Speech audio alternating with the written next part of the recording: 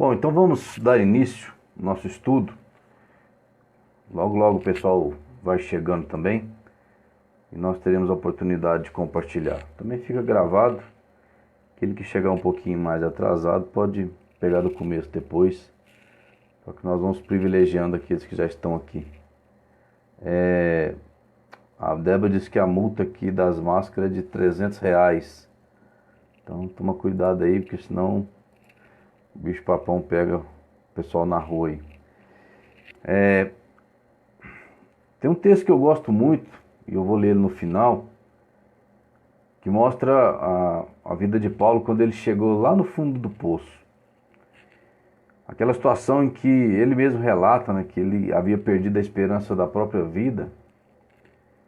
E aquela situação onde as pessoas se encontram cravadas, enterradas no fundo do poço dos seus problemas, das suas desgraças, de tudo que acontece na vida. E aí geralmente as pessoas entram num profundo sentimento de depressão e tem muita dificuldade em sair.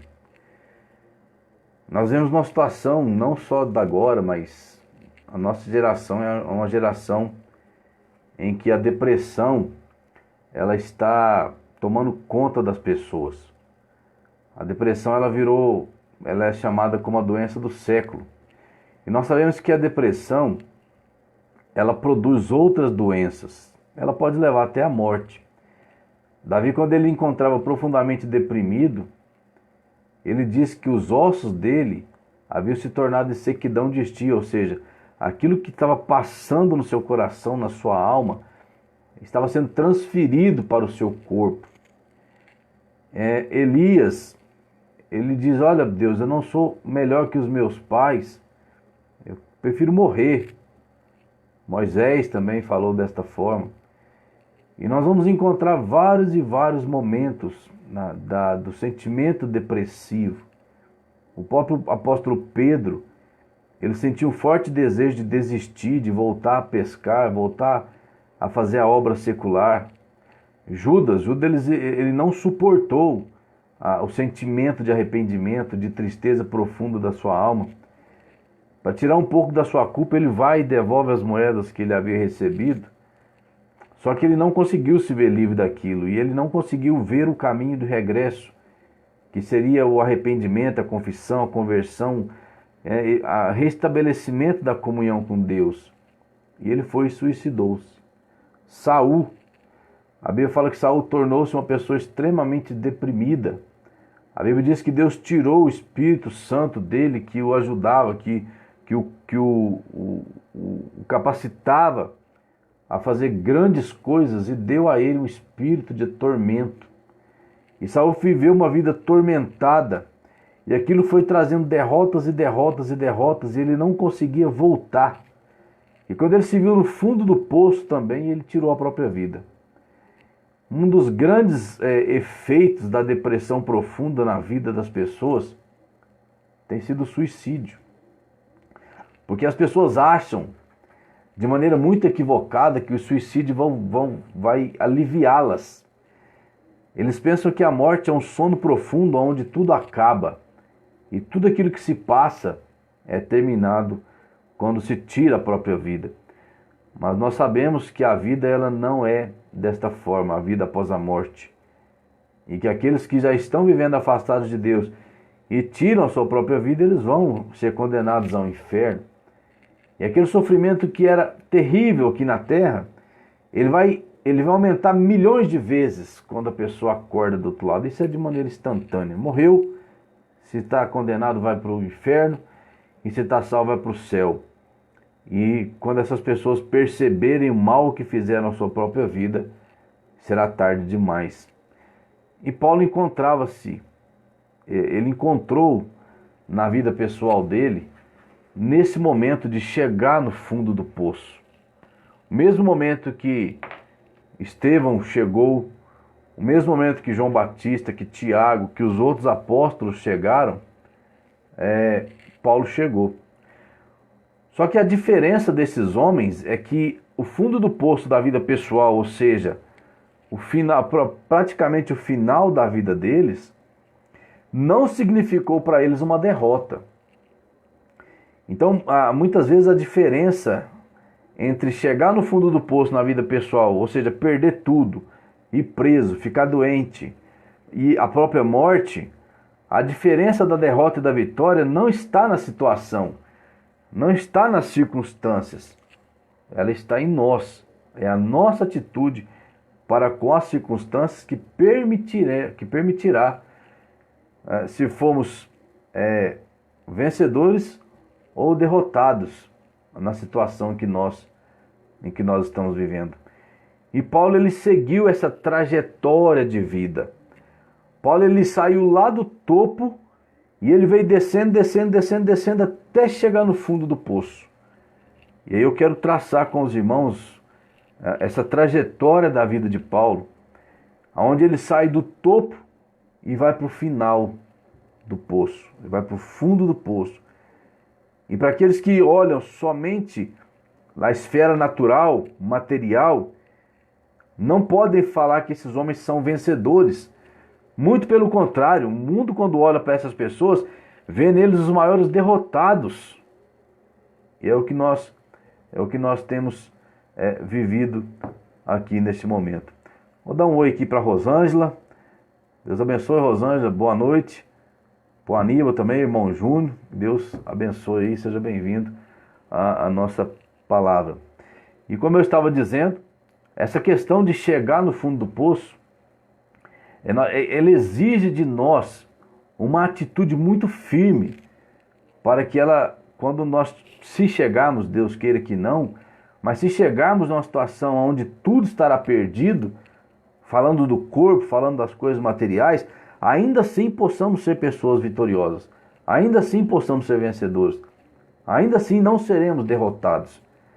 E eu faço a seguinte pergunta, que vai ser o tema da palavra que eu vou trazer aos irmãos nessa noite. Cheguei ao fundo do poço, e agora? Já se sentiu dessa maneira?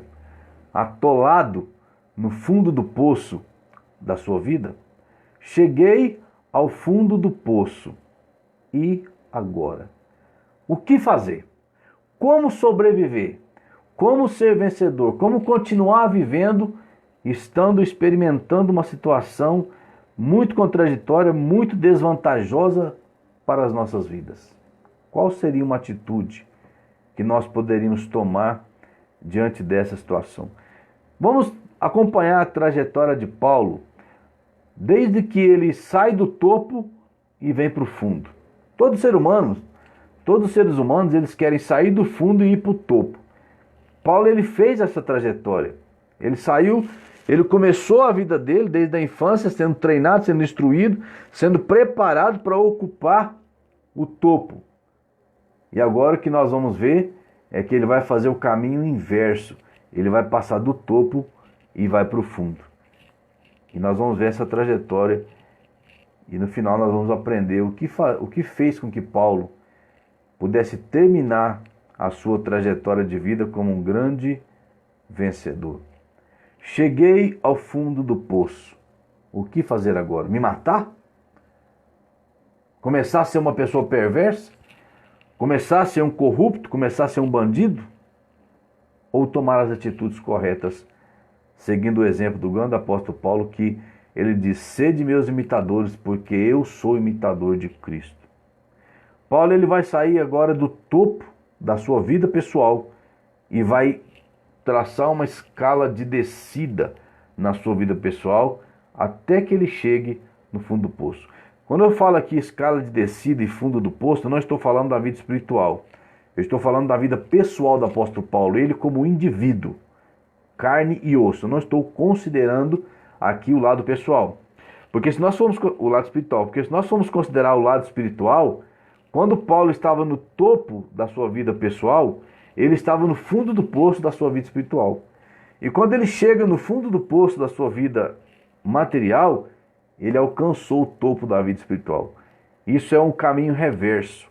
Não dá para amar o mundo e ser bem-sucedido espiritualmente, e não dá para ser bem-sucedido espiritualmente e odiando o mundo e ser bem-sucedido com relação às coisas mundanas. Nós temos que compreender essas verdades.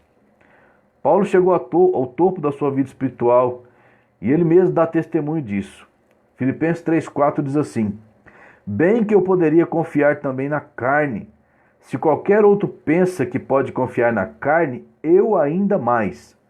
Circuncidado ao 8º dia, ou seja, Paulo era cumpridor da lei, os seus pais foram fiéis e levou ele à circuncisão, apresentou ele diante de Deus e cumpriu o que a lei dizia. Da linhagem de Israel, ou seja, Paulo era um legítimo descendente de Abraão. Da tribo de Benjamim, a tribo de Benjamim é uma das duas tribos que não prevaricaram e não seguiram e não se separou do reino de Judá. Era uma tribo considerada uma tribo de elite. Hebreu de hebreus, ou seja, Paulo era um cidadão legítimo do seu povo. Ele era filho de hebreus. Ele não era alguém mestiço, ele era um genuíno, ele era puro. Quanto à lei, fariseu, ou seja, ele pertencia a uma seita muito conceituada da época, de pessoas muito privilegiadas. Tanto é que Jesus, ele tem muitos embates com os fariseus, porque os fariseus ele tinham um certo poder, ele tinha um certo prestígio e muita influência dentro da nação. Quanto ao zelo, porque ele era fariseu, o fariseu ele estudava a lei e ele tentava cumprir a lei, até exagerava, colocando coisas que ninguém conseguia seguir. E quanto ao zelo, ou seja, quanto à religião que ele defendia, quanto àquilo que ele cria, ele era perseguidor da igreja, porque ele cria que perseguindo a igreja, ele estava fazendo uma grande obra para Deus. Era essa a situação de Paulo. A Bíblia fala que Paulo, respirando ainda ameaças contra os cristãos, o que ele faz? Ele pede carta para o sumo sacerdote para que ele pudesse perseguir mais ainda a igreja. Se você olhar em Atos 9, diz assim: Saulo, respirando ainda ameaça de morte contra os discípulos do Senhor, dirigiu-se ao sumo sacerdote e pediu-lhe carta para a sinagoga de Damasco, a fim de que, caso achasse alguns dos que eram do caminho, assim homens quanto mulheres, os levasse presos para Jerusalém. Paulo ele tinha um prestígio com as autoridades. O sumo sacerdote era a autoridade máxima dentro da nação. Não só uma autoridade religiosa, mas também uma autoridade política e até financeira. E ele dá essas cartas para Paulo. Paulo então sai para que ele fosse e destruísse a igreja. Essa era a posição de Paulo, uma posição extremamente privilegiada, uma posição de poder. Ele ganhou o poder para ir prender aqueles que se intitulassem os cristãos, trazendo para Jerusalém. Ele tinha poder de tortura, ele tinha poder, até de certa forma, até de condenação. Se ele quisesse fazer algo fora dos bastidores, fora dos tribunais, ele poderia tranquilamente matar as pessoas. Na vida pessoal de Paulo, ele não poderia estar no melhor lugar. É a vida que toda autoridade almeja, por exemplo.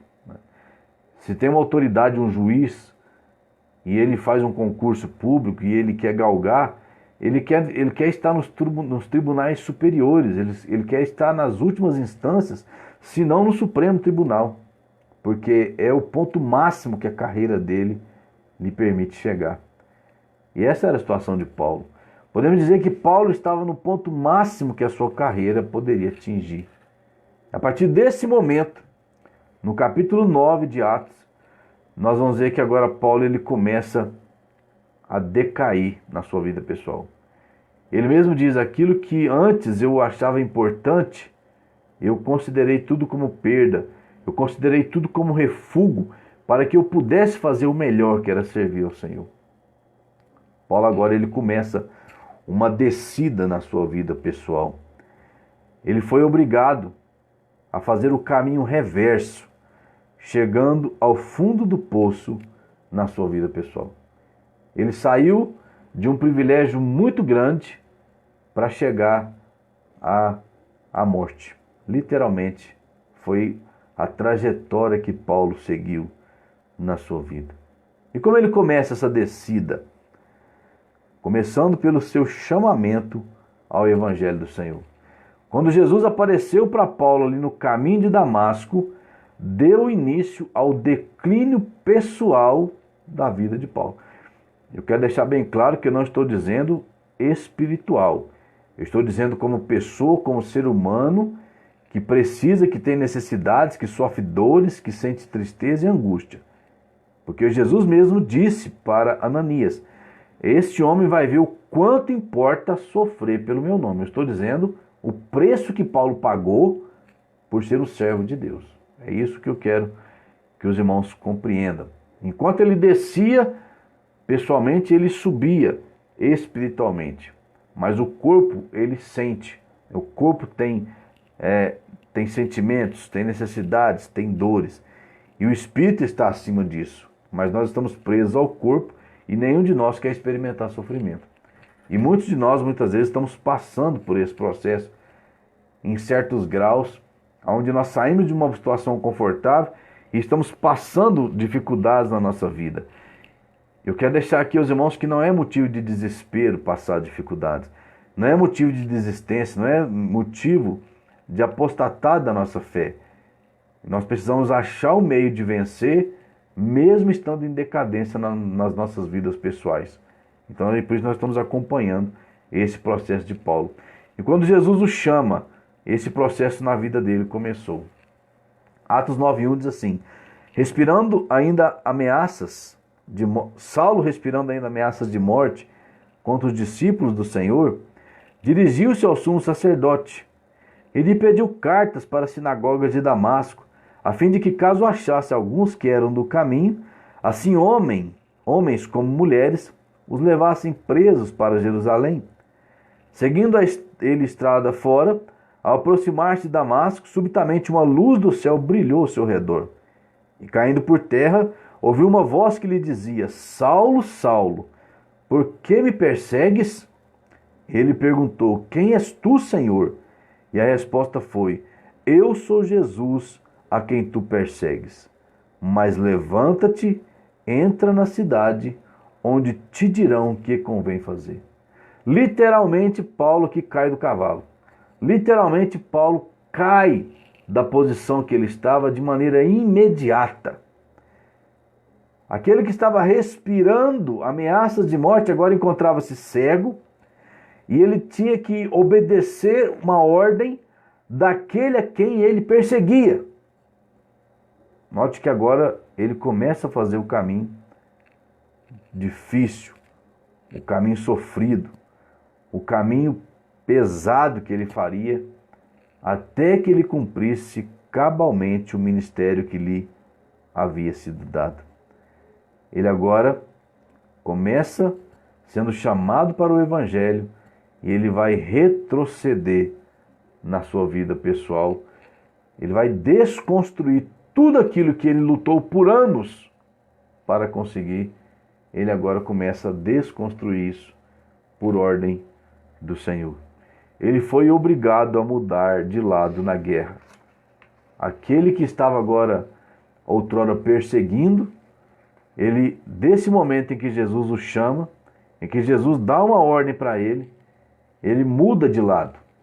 Ele se transfere para o lado contrário da guerra. Ele vai mudar de exército. Atos 9:15 diz assim: mas o Senhor lhe disse: vai, porque este é para mim um instrumento escolhido para levar o meu nome perante os gentios e reis, bem como perante os filhos de Israel.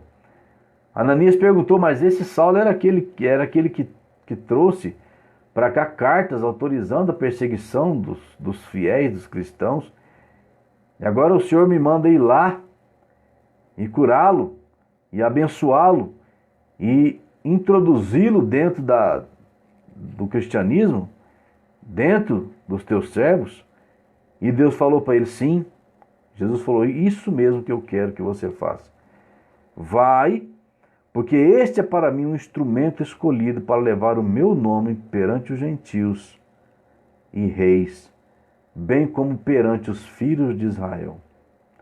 Agora aquele que perseguia, aquele que tinha nas mãos cartas que lhe davam poder para prender e levar em preso aquele que ele achasse conveniente, agora ele está recebendo daquele a quem ele perseguia, que era o Senhor Jesus Cristo e os seus servos, uma missão de vida. Uma missão que duraria daquele momento até o momento da sua morte. E nós vamos ver que Paulo não teve descanso. Quando ele não estava abrindo igrejas, ele estava nomeando pessoas, treinando pessoas para assumir seus postos. Ele estava voltando às igrejas e fortalecendo os irmãos e vendo como tudo andava. Quando ele estava preso, ele aproveitava o tempo para escrever cartas que nós temos nas nossas mãos nos dias de hoje, para que possamos aprender e possamos viver de maneira conveniente com aquilo que nós acreditamos. Paulo agora passou a ser o missionário de Jesus a quem ele perseguia. Olha a mudança desse homem. Quando os sumos sacerdotes, quando os outros fariseus, quando as autoridades que reconheciam ser Paulo um grande homem, viam isso, eles achavam que Paulo estava louco, Paulo estava pirado. Como pode um homem que tinha tanta sede de perseguição à igreja se colocar agora no mesmo lugar daqueles que ele perseguia? As pessoas, as autoridades, as pessoas que faziam parte do círculo de Paulo não entendiam a capacidade que Paulo adquiriu de fazer parte de tudo isso. E ele passou justamente a fazer parte desse grupo. Dentro do caminho que ele estava fazendo agora para chegar no final com uma vida dolorosa e sofrida, passou por ele o mandato de Deus, dando a ele uma grande missão na sua vida. Atos 13:1 diz assim: havia na igreja de Antioquia profetas e mestres, Barnabé, Simeão, por sobrenome Níger, Lúcio de Cirene, Manaém, Colasso de Herodes, o tetrarca, e Saulo. E servindo eles ao Senhor e jejuando, disse o Espírito Santo: separai-me agora Barnabé e a Saulo para uma obra que eu os tenho chamado. Então, jejuando e orando e pondo sobre eles as mãos, os despediram. Note que agora aquele homem que saiu da posição de perseguido, foi humilhado diante dos seus, ficou cego, foi curado por alguém que era da igreja, e estava agora reunido com os irmãos, buscando um sentido para a sua vida, buscando a vontade de Deus para a sua vida. A Bíblia diz que eles estavam jejuando e orando, e nesse momento o Espírito fala: separai para mim Saulo e Barnabé para uma obra que eu os tenho chamado.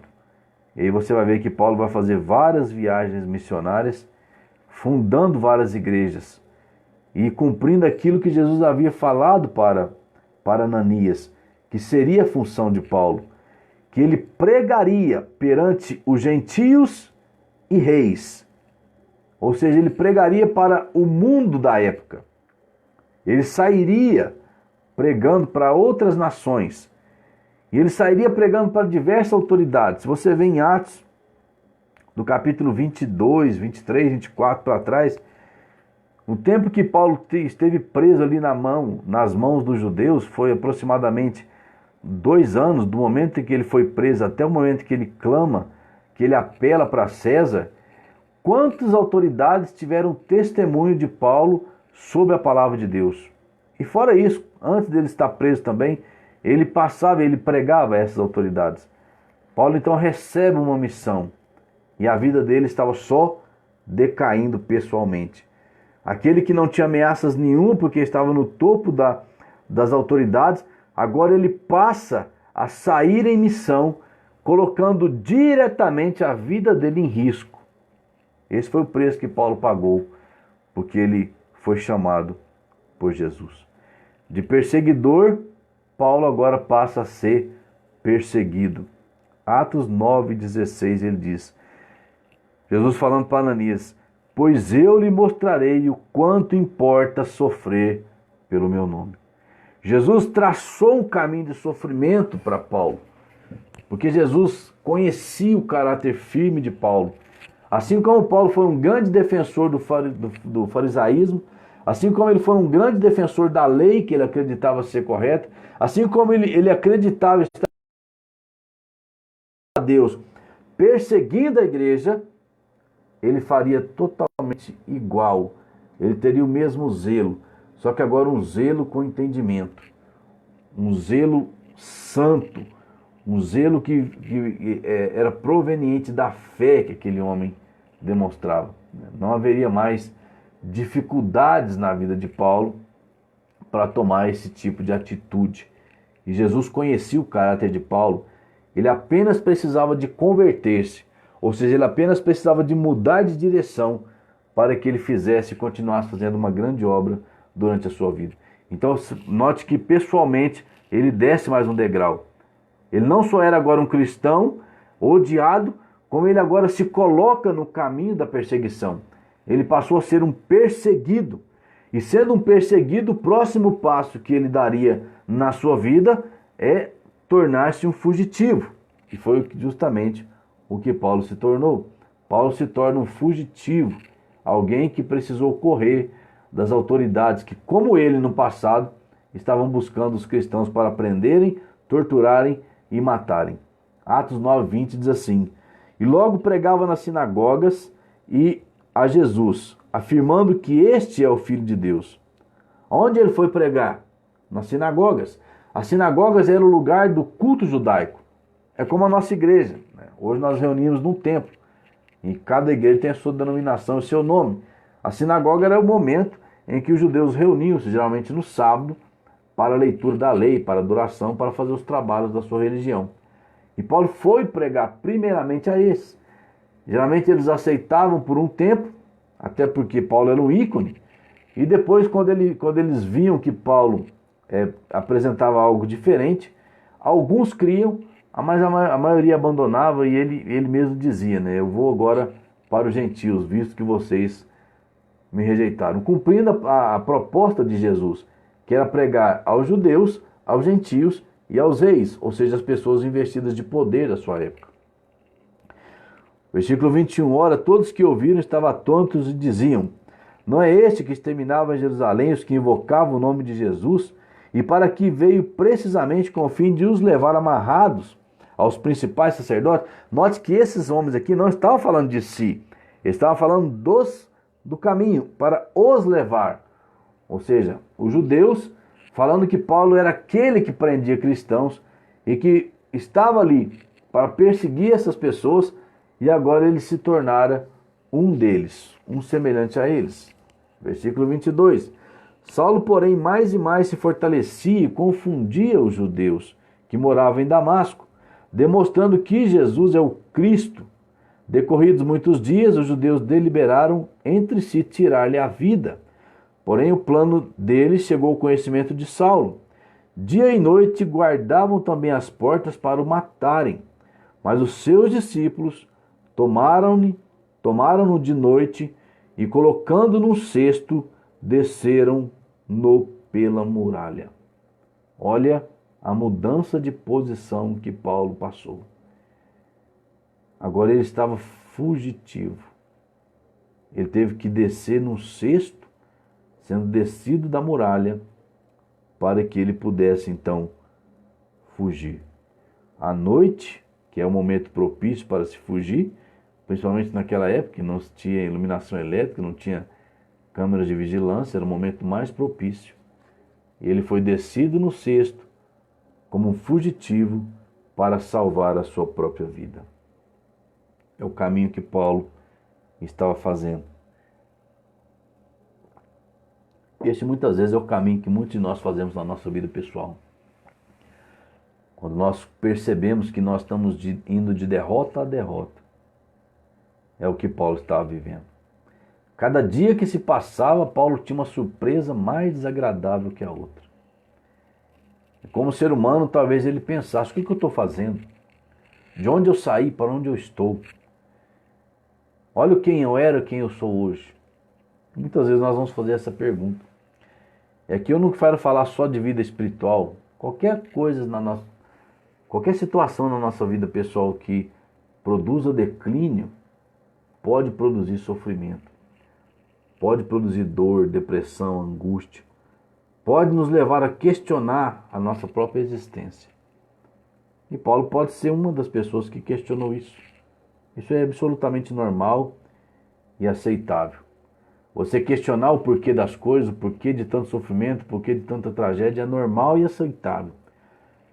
O que não é normal e aceitável é você deixar que isso destrua a sua vida, principalmente a vida espiritual e principalmente a sua vida emocional, a sua alma, ao ponto de muitas pessoas tentarem se matar. Isso não é justificável, porque a derrota pessoal não implica e nunca implicará em derrota espiritual, se e somente se estivermos dentro da vontade de Deus.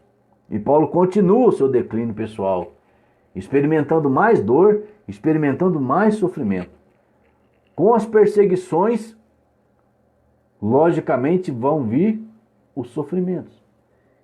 Imagina que se nós tornássemos hoje fugitivos, nós teríamos que abandonar os nossos negócios, nossos empregos, as nossas casas e correr para o meio do mato, para um lugar distante, desconhecido, viver escondido com muita cautela, fazendo o mínimo de atividade possível e não tendo noites tranquilas de sono para nunca mais, porque a qualquer momento poderiam ser descobertos.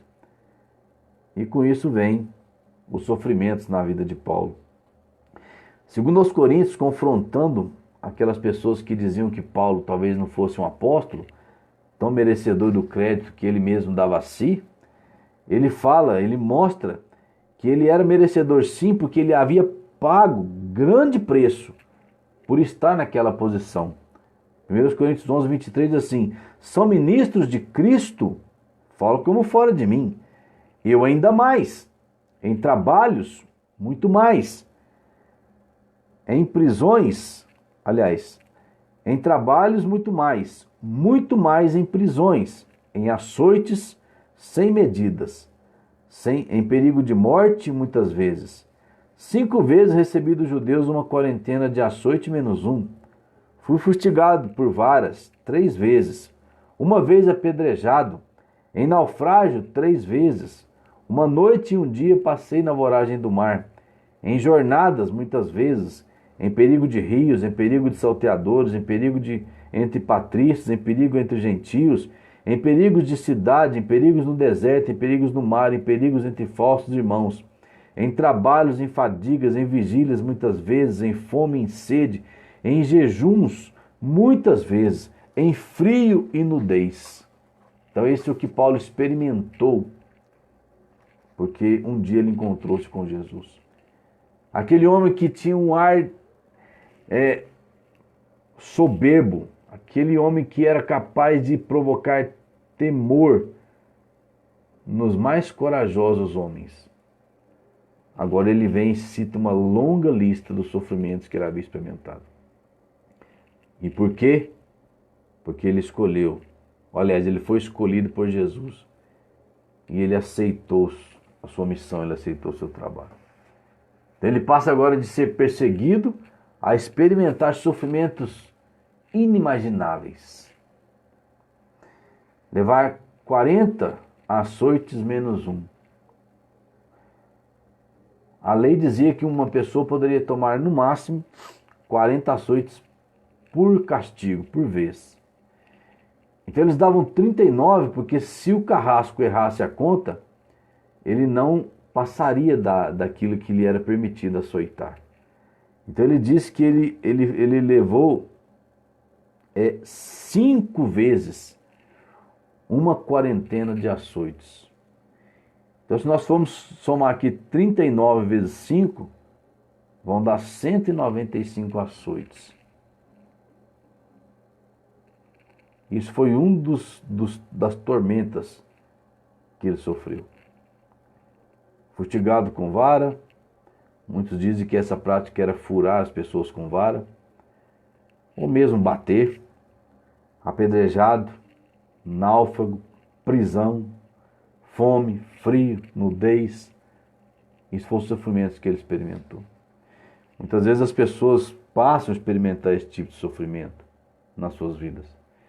De vez em quando a gente vê o testemunho de alguém: eu tinha casa, eu tinha carro, eu tinha tudo, hoje eu moro na rua. Algumas pessoas aguentam bem o sofrimento, até adaptam, mas outras não. Então Paulo ele passou por essa etapa da sua vida. Ele passou por esse sofrimento. Quais sofrimentos você está passando no dia de hoje? Quais as angústias você está vivendo? São maiores que as que Paulo passou? Justificam tentar, às vezes, contra a sua própria vida, que é o desfecho mais grave que pode acontecer baseado nesse tipo de situação? O que você está enfrentando neste momento? Somando-se a esses sofrimentos físicos que Paulo passou, que por si só já eram grandes demais, nós vamos ver que Paulo passou pelo desprezo dos seus semelhantes. Aqueles que outrora lhe davam cartas para que ele pudesse perseguir os cristãos, agora se tornariam seus perseguidores, ou seja, aqueles que ele era igual, que faziam parte do seu grupo, agora estava também contra ele. Atos 23:1 diz assim: fitando Paulo os olhos no sinédrio, disse: varões e irmãos, tenham andado diante de Deus com toda boa consciência até o dia de hoje. Mas o sumo sacerdote Ananias mandou os que estavam perto dele que lhe batessem na boca. Então lhe disse Paulo: Deus há de ferir-te, parede branqueada. Tu estás aí sentado para julgar-me segundo a lei, e contra a lei mandas agredir. Paulo agora perdeu o apoio até daqueles que eram seus semelhantes, dos fariseus, dos sacerdotes, dos sumos sacerdotes. Aquele que estava no posto, que outrora outro que deu a carta a ele para que pudesse perseguir aos cristãos, deu a ele grande poder, agora manda bater na sua cara. Esta era a situação que Paulo vivia. Não somente esse abandono dos seus semelhantes, mas ele também teve o abandono dos seus companheiros atuais, as pessoas que serviam com Paulo ao Senhor Jesus. Num certo momento da vida dele, quando ele se encontrava preso, lá em 2 Timóteo, foi a última prisão que Paulo teve. Dali ele foi martirizado, ele morreu. Quando ele se encontrava nessa situação, olha o testemunho que ele dá para Timóteo. 2 Timóteo 4:9. Procura vir ter comigo depressa, porque Demas, tendo amado o presente século, me abandonou, e se foi para Tessalônica. Crescente para a Galácia, Tito para a Dalmácia. Somente Lucas está comigo. Toma contigo Marcos e traze-o, pois me é útil para o ministério. Quanto a Tíquico, mandei até Éfeso. Quando vieres, traze a capa que deixei em Trode, em casa de Carpo, bem como os livros, especialmente os pergaminhos. Alexandre o latoeiro causou-me grandes males. O Senhor lhe dará paga segundo as suas obras. Tu guarda-te também dele, porque resistiu fortemente às nossas palavras. Na minha primeira defesa, ninguém foi ao meu favor. Antes, todos me abandonaram. Que isso não lhe seja posto em conta. Olha a situação que Paulo havia chegado. Se tornou perseguido, se tornou fugitivo, experimentou sofrimentos físicos, foi abandonado pelos seus colegas do primeiro ofício e, inclusive, queriam matá-lo. Os sumos sacerdotes e os seus amigos de outrora planejavam a sua morte. Chegou numa situação perto da sua morte, que se encontrava preso, o abandono dos seus companheiros, muitos dos quais ele havia ganhado para Jesus, havia preparado por temor, ou talvez por ter necessidade de estar em outro lugar. Cada um tem o seu motivo. Por traição, por abandono da fé, eles o deixaram praticamente sozinho no final da sua vida. E Paulo se mantinha firme ali no seu propósito. Note que Paulo nunca, você não vê Paulo falar desistir. Ele falou uma vez, desesperou da vida, ou seja, ele achou que ia morrer. Mas nós não vemos Paulo citar a palavra, vou desistir da fé, vou abandonar o ministério, vou voltar atrás. Porque Paulo tinha uma firme convicção da sua vida espiritual. Nós não vamos achar isso na vida de Paulo em momento nenhum. E aí eu quero falar para mim, para você, que ou enfrentamos, ou já enfrentamos, ou estamos enfrentando, ou enfrentaremos momentos difíceis que não há motivo de abandonar a fé, não há motivo de desistir, não há motivo de se rebelar. Porque nós tivemos grandes homens chamados heróis da fé que não abriram mão da sua posição, do seu caminho, do seu alvo, do seu destino e mantiveram-se firmes no propósito de fazer a vontade de Deus. E por fim, Paulo vai sofrer o último golpe que o chamamento de Jesus e o seu ministério lhe proporcionou. Paulo agora ele vai sofrer a morte. Falando ainda a Timóteo, ele diz: quanto a mim, já estou sendo oferecido por libação. O tempo da minha partida é chegado. A história nos conta que quando Nero pôs fogo em Roma e culpou os cristãos, Paulo experimentou a decapitação. Ele foi condenado à morte. E ele já sabia disso. Ele já sabia que o fim da sua carreira havia chegado. Ele disse que estava sendo oferecido por libação. A libação era você pegar, por exemplo, um vinho ou um próprio sangue e jogar por cima do sacrifício que estava sendo queimado. Eu entendo dessa forma. Paulo ofereceu o seu corpo na sua vida como sacrifício ao Senhor. E o último sacrifício que Paulo prestou foi derramar sobre o próprio sacrifício que ele havia prestado durante todo o seu ministério, o seu próprio sangue, como a última oferta que ele fez ao Senhor. E nós não vemos aqui depressão por parte de Paulo. Nós não vemos aqui um Paulo choramingando, um Paulo todo cabisbaixo, todo tristonho, todo precisando de ajuda. Pelo contrário, nesse texto aqui, Paulo ele compõe um grito de vitória. Olhe para o que ele diz no versículo 7 do capítulo 4, 2 Timóteo. Combati o bom combate. Ele entendeu que o melhor combate da sua vida era servir a Jesus. E ele combateu o bom combate por toda a vida que ele escolheu. Completei a carreira, ou seja, Paulo não deixou o serviço por fazer. Ele foi até onde ele havia sido enviado e ele cumpriu todas as suas missões. Guardou a fé, ele lutou segundo a palavra de Deus, segundo o que ele havia recebido do Senhor. Já agora a coroa da justiça me está guardada, a qual o Senhor, reto juiz, me dará naquele dia, não somente a mim, mas também a todos que amam a sua vinda. Olha um homem que vivia nessa situação, que saiu do topo e foi para o fundo, que experimentou todo tipo de sofrimento, de tortura, de perseguição, todo tipo de privação, experimentou a solidão, experimentou a prisão e agora estava prestes a experimentar a morte por martírio. Só não foi crucificado por ser um cidadão romano e não era permitido um cidadão romano ser crucificado. Ele morreu decapitado, uma morte rápida. Mas todo o sofrimento que esse homem passou. E nós encontramos no final da vida de Paulo um homem corajoso, um homem de cabeça erguida, um homem que falava, vamos falar assim no ditado popular, falava grosso, falava com ousadia, tinha intrepidez nas suas palavras. E aí eu faço a pergunta: o que levou Paulo a ter essa ousadia, essa coragem? O que levou Paulo a ter esse ânimo na sua vida? O que levou Paulo a ter essa convicção tão clara dos motivos e propósitos da vida dele, dos sofrimentos que envolviam esse motivo, de suportar todos esses sofrimentos e de chegar ao fim de cabeça erguida? Qual era o segredo de Paulo? Qual era o segredo de Paulo quando ele diz: combati o bom combate, completei a carreira, guardei a fé? Qual era o segredo dele quando ele dá esse grito, esse brado de vitória? Como alguém que, em vez de estar chorando a sua morte, estava comemorando uma grande conquista. Qual era o segredo de Paulo? Será que esse segredo de Paulo serve para mim? Será que esse segredo de Paulo serve para você? Como eu falei no começo, quando eu disse que o tema da nossa mensagem era cheguei ao fundo do poço, e agora? Eu quero direcionar essa pergunta para você. Você chegou no fundo do poço? Você se sente no fundo do poço?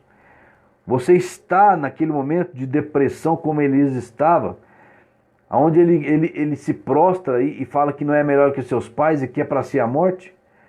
Você está naquela situação que Pedro estava e ele queria abandonar tudo aquilo que ele acreditava e voltar a pescar? Você está na situação que Judas estava, que tirou a sua própria vida? Qual é a situação que você está? Você quer chegar ou se manter mesmo diante desse sofrimento e ter a ousadia de Paulo? Qual era o segredo de Paulo? Para mim, acompanhando a vida de Paulo, todas as leituras que eu já fiz sobre ele, o segredo dele se encontra em Atos 23:11. Esse era o grande segredo de Paulo. Marque esse versículo na sua Bíblia, decore ele. Toda vez que a depressão, que o sofrimento, que a angústia quiser te tirar do prumo, volta aqui e leia isso. Atos 23:11. Depois de passar por um bom período de julgamento, de ser feito como um bobo da corte, indo de um lado para o outro, sendo explorado, querendo receber suborno, sendo ameaçado de morte, sendo armado tocaia, as pessoas querendo mantê-lo preso para tirar vantagem. Num dado momento da vida dele, talvez onde ele estivesse bem desanimado, onde Deus percebeu, olha, a coragem de Paulo está vacilando. Paulo está se sentindo muito fraco. Paulo está se sentindo solitário. Paulo está, não vou dizer desistir, mas ele está achando difícil a sua carreira. Agora é minha vez. E Deus chega para ele e diz o seguinte: na noite seguinte, o Senhor, pondo-se ao lado dele, disse: coragem, pois do modo porque deste testemunho ao meu respeito em Jerusalém, assim importa que também o façais em Roma. O segredo da ousadia, da disposição de Paulo, o segredo de, no final da sua vida, bradar um grito de vitória, eu creio ser este aqui. Na noite seguinte, o Senhor, pondo-se ao lado dele, disse: coragem, pois do modo que deste testemunho a meu respeito em Jerusalém, assim importa que também o façais em Roma. Deus sempre esteve do lado de Paulo. Paulo sempre sentiu a presença de Deus. E quando Paulo chegou naquele momento, talvez que ele estava enfraquecido, estava desanimado, estava vivendo momentos sombrios na sua vida, que ele não percebia a vontade, a presença de Deus tão fortemente. Deus, ele se manifesta para ele. E ele fala para Paulo: Paulo, coragem. E eu gostaria de compartilhar com você, que está me ouvindo, essa grande atitude que nós devemos ter. Talvez nós vamos chegar um momento das nossas vidas que nós vamos olhar para um lado, por outro, para cima, para baixo, e não vamos ver solução. E nós vamos desanimar, nós vamos enfraquecer, nós vamos esmorecer, e só vai sobrar Deus. Neste momento você e eu devemos orar e falar: Deus, me dá coragem.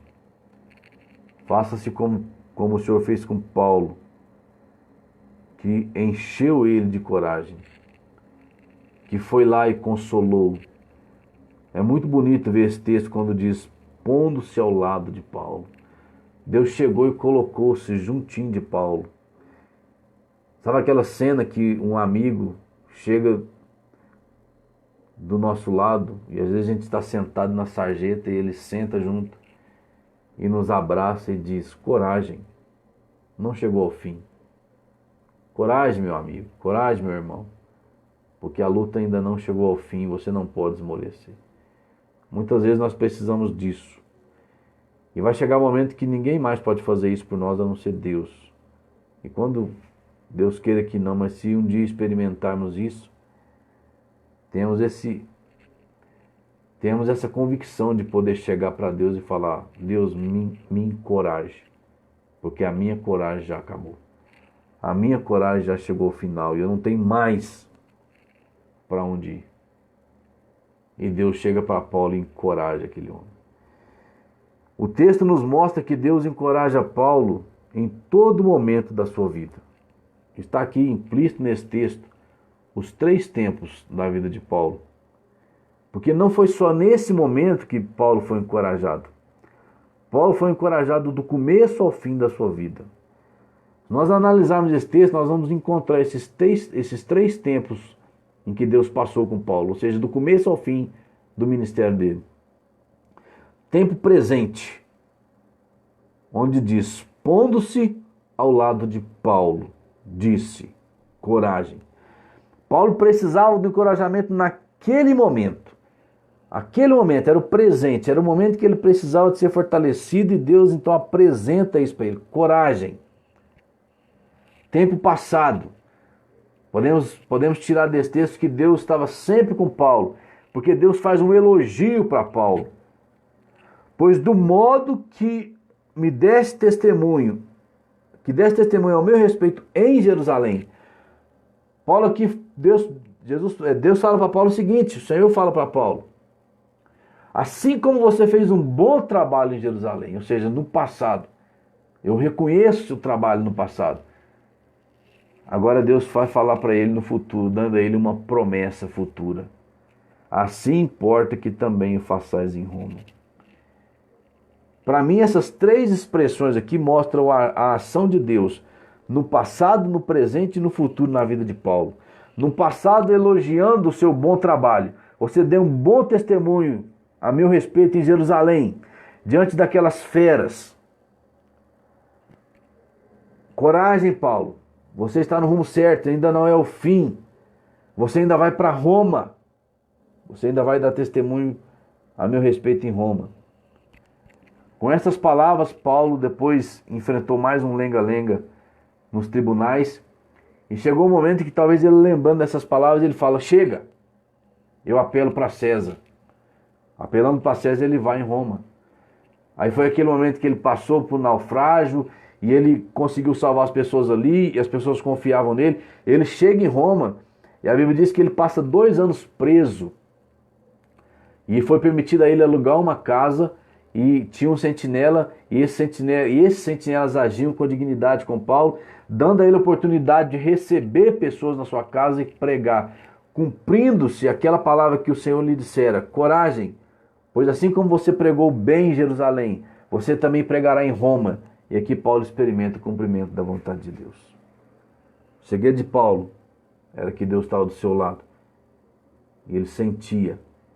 Ele era sustentado pelo poder de Deus. E quando ele fala que desesperou da sua própria vida, Deus chega lá e fala, não, ainda não é hora. Você ainda tem muito trabalho. E aí, falando do futuro agora, um futuro eterno, nós vamos ver a mão do Senhor também, permitindo que Paulo vislumbrasse a eternidade. E aquilo também lhe enchia de coragem. 2 Timóteo 4,18. O Senhor me livrará também de toda obra maligna e me levará a salvo para o seu reino celestial. A ele glória pelos séculos dos séculos. Amém. Paulo aqui ele diz que o Senhor livraria ele não somente dos homens, mas de toda obra maligna. Entendemos aqui a obra do próprio Satanás, que poderia querer tentar até contra a sua salvação, mas a Bíblia fala que não pode. E que ele sabia que mesmo que Satanás se levantasse contra ele, mas que Deus o levaria a salvo para o reino celestial. Ou seja, que a morte de Paulo era apenas uma transição para a vida eterna. E um dos textos mais lindos da palavra de Deus, nós vamos encontrar Paulo falando para Timóteo. 2 Timóteo capítulo 1, versículo 12. Por isso estou sofrendo estas coisas, todavia não me envergonho, porque sei em quem tenho crido, e estou certo de que Ele é poderoso para guardar o meu depósito até aquele dia. Segredo de Paulo, Deus ao seu lado, confortando ele no passado, confortando ele no presente, confortando ele para o futuro no seu corpo, para o futuro na terra e consolando ele com o futuro na eternidade. Qual é o resultado disso? O homem que estava no fundo do poço na vida pessoal estava no topo da vida espiritual. Um homem totalmente espiritual, totalmente voltado à obra de Deus, totalmente vinculado à esfera celestial. É por isso que ele fala aos Colossenses. Eu vou até abrir aqui Colossenses capítulo 3. Ele diz assim, versículo 1. Portanto, se fores ressuscitados juntamente com Cristo, buscai as coisas lá do alto onde Cristo vive, assentado à direita de Deus. Pensai nas coisas lá do alto, não nas que são aqui da terra, porque morreste e a vossa vida está oculta juntamente com Cristo em Deus. Quando Cristo, que é a nossa vida, se manifestar, Então vós também sereis manifestados com ele em glória. É por isso que esse homem foi um vencedor. Estando no fundo do poço, estando na cadeia, esperando a sua morte, ele dá um brado de vitória, que eu creio que deve ser o brado de vitória de todo cristão. Combati o bom combate, completei a carreira e guardei a fé. Você se encontra no fundo do poço, seja em qual situação que for nesse momento, não desista, não se acovarde, não se encha de tristeza, não tente contra a sua própria vida, nunca queira se suicidar ou fazer alguma coisa semelhante. Busque a Deus, porque Deus te encorajará, assim como ele fez com Paulo, assim como ele fez com muitos servos e transformou a vida desses homens em verdadeiros heróis. Ele fará isso com você, porque ele tem todo o poder. Que Deus abençoe, que nós, passando por momentos difíceis ou fáceis, possamos sentir Deus do nosso lado sempre.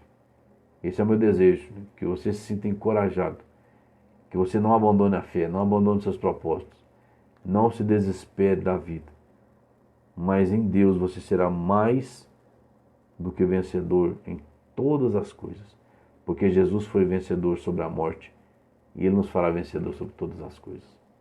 Que Deus abençoe e vamos orar. Senhor nosso Deus, muito obrigado pela palavra que o Senhor confiou a nós. Muito obrigado a Deus porque o Senhor tem revelado através da Tua palavra a mim, a Tua vontade. E eu tenho o privilégio, a Deus, de revelar aos irmãos aquilo que o Senhor quer que eles possam entender. Eu oro a Deus por cada um que está assistindo, a Deus, neste momento, por aqueles que vão ver essa mensagem hoje ou qualquer outro dia, que pelo guiar do Teu Espírito Santo, a Deus, haja um encorajamento na vida de cada um. Que eles se sintam consolados com essa palavra, Deus. Muitas vezes vai haver alguém que quer dar fim, dar cabo à própria vida. Que essa palavra, Deus, tenha a ação do Senhor de encorajar essas vidas, para que eles olhem para o Senhor, para que eles olhem para a Tua bondade, olhem para o Teu poder, para que eles, a Deus, agarrem as Tuas promessas, tanto presentes quanto futuras aqui na terra, quanto na eternidade, e vivam por isso. Muito obrigado, Senhor, a cada um que nos ouviu, que nos ouvirá, e que a Tua palavra, Deus, não fique presa, não volte vazia, mas faça uma obra na vida de cada um. É o que eu oro em nome de Jesus. Amém. Muito obrigado a todos que nos assistiram. Deus abençoe. Muito obrigado pelo apoio. Compartilhe essa mensagem. Mande um link para quem você quer que se sinta encorajado. Fala, ouça, assista até o final. Porque a palavra de Deus, ela tem poder de transformar as vidas. Tem poder de resgatar as nossas vidas. E ela pode transformar o morto num forte combatente para o reino de Deus. Deus abençoe, muito obrigado a todos. E que nós possamos aí continuar a nossa carreira com muita ousadia e com muita fé. Na quinta-feira nós estaremos novamente transmitindo aos irmãos. E, como eu sempre falo, estou à disposição. Estejam orando por nós. Quero agradecer o apoio dos irmãos a cada dia. E que possamos aí logo, logo estar de volta na igreja, pregando e fazendo o trabalho ali. Vou dar uns minutinhos se alguém quiser compartilhar. Eu vou ler os comentários aqui. Logo, logo estaremos encerrando a nossa mensagem no dia de hoje. O Diego diz aqui, amém. Excelente pregação, maravilhosa. Muito obrigado, Diego. Deus abençoe grandemente a sua vida. A Lia também diz amém. Muito obrigado, Lia, sempre está aí conosco, participando. Que Deus abençoe grandemente as nossas vidas.